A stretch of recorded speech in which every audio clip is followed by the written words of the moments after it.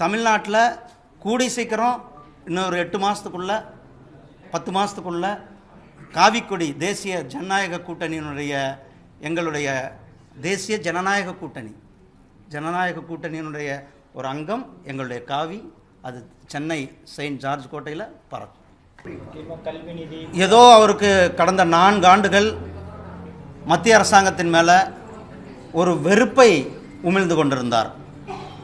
இந்த 4 வருஷம் இணைந்து செயல்பட்டிருந்தால் தமிழகத்தினுடைய வளர்ச்சி இன்னும் மேலே போயிருந்திருக்கும், தமிழகத்தினுடைய முன்னேற்றம் இன்னும் மேலே போயிருக்கும். மாண்புமிகு பிரதமர் திரு நரேந்திர மோடிஜி அவர்கள் ராமேஸ்வரத்துக்கு வந்தாங்க. ராமேஸ்வரத்துக்கு ஒரு மிகப்பெரிய திட்டம், கிட்டத்தட்ட அந்த இந்தியாவினுடைய முதல் தொழில்நுட்பம், இந்தியாவிலேயே ஒரு செங்குத்து பாலம், நமக்கெல்லாம் அது பெருமை. அப்படிப்பட்ட பாலத்தை திறந்து வைக்க பிரதமர் வந்தார். ஆனால் இவருக்கு கட்சி தான் முக்கியம்னு ஊட்டிக்கு போயிட்டார். அதுவும் ஊட்டியில் போய் கட்சி நிர்வாகிகளை பார்க்குறது, அல்லது ஊட்டியில், ஏன்னா நானும் ஊட்டி நீலகிரி தொகுதி சார்ந்தோம், அங்கே ஊட்டியில் போய் அவர் ஊட்டியில் ஜாலியாக சுற்றிட்டு இருந்தார். ஆனால் டெவலப்மெண்ட், வளர்ச்சி, இந்த நாட்டினுடைய தமிழ்நாட்டினுடைய வளர்ச்சி மேலே அவருக்கு அக்கறையின்மை இருந்தது.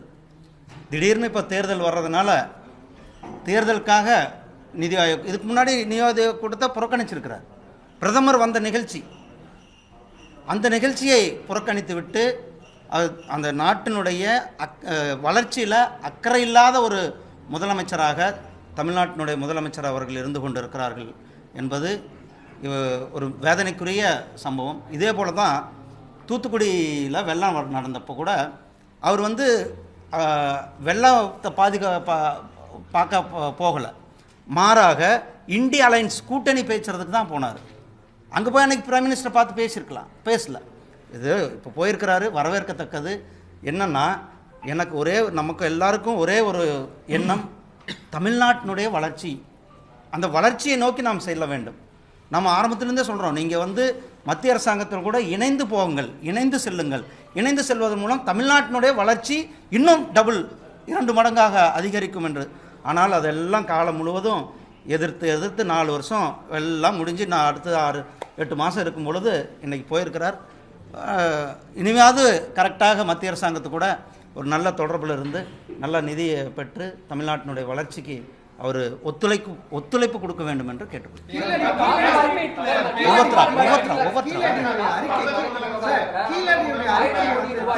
மத்திய அரசு திரும்ப அனுப்பி விட்டுருக்காங்கன்னு சொல்லியிருக்காங்க. ஏன்னா இங்கேருந்து கொடுக்கக்கூடிய ஒரு தகவலை, கீழடி முக்கியமான ஒரு தகவலை திரும்ப அனுப்பப்பட்டிருக்கு அப்படின்னு சொல்கிறாங்க. ஏன் தகவல் அனுப்பியிருந்தாங்கன்னா அதில் ஏதாவது கோரிக்கை கேட்டிருப்பாங்க, அல்லது ஏதாவது விளக்கம் கேட்டிருப்பாங்க. அது விளக்கத்தை கொடுக்கும்பொழுது அவங்க ஏற்றுக்கொள்ள போகிறாங்க.